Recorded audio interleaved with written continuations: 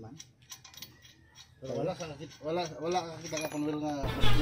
Maayong adlaw sa atong tanan, di ana pod atong gubon nagahi ni siya kaayo tungod sa atong migo iyang giungot.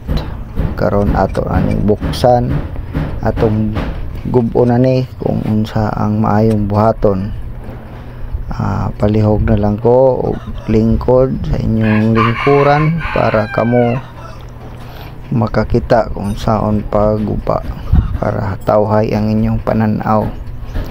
Ari na ako nang isugdan, naglibog ko saon pagbaklas aning helikoptera nga pamang ko kasuway ani guba.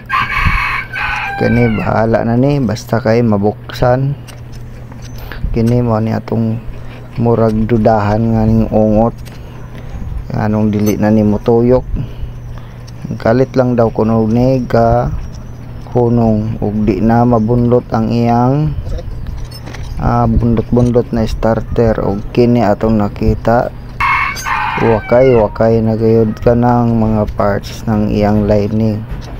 Mao nang magpatuyok sa blade ngadto padong sa ihi padong sa blade. Mao na iyang lining. Ambot nga nung wala naman ni mapansin nga wala naman din ni lining. O karon ungot yun siya pumayo kay ang mga bakal nagsuksok na dito sa ilaw. Karon ato gini ablihan ni ikaduha para malimpihan sad ang ilalom. Karon eksperimento lang ni nako kay ako kasuway kayo grass cutter.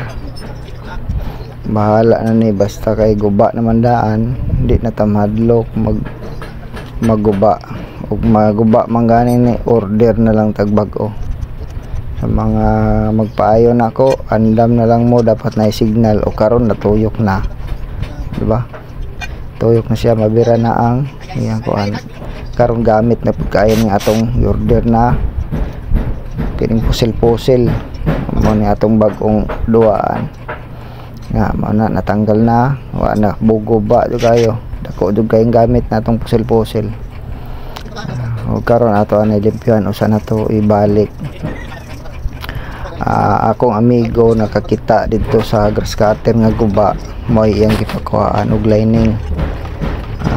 Samtang to asya dito nag-alsa paron sa grass cutter nga guba mo to ato kahoyan kay lisod kayo mamalit direct parts.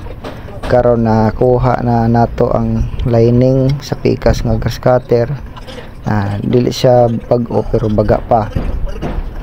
Ato na siyang itaod para masugdan ug maayo bagod ng atong pagkatrabaho. O karon na gamit na pud kayo ning atong pusil-pusil nga impact wrench. O karon itakob na nato ni kay bago nalimpyuhan naman pod. Perti ka swito kaayo ning atong mga alalay diri mo ning uptick ni sila sa mga trabahoon. Mayo na lang kay mahinumduman pa nako unsa ang pagbalik. Kini pangutana ani kumandar ba kani unya basin pabaliktad na niyang tuyo kani.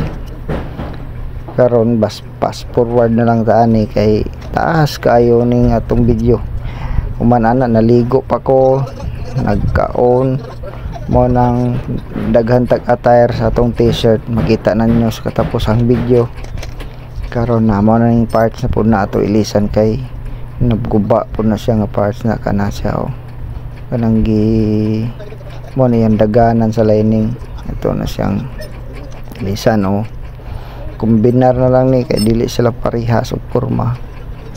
Bahala na basta kay mapatuyok lang nato ning grass cutter o magamitan nga gitawag nga remedyo na lang. Di madalag remedyo, palit na lang jud daan amo na ng parts sa atong ilisan.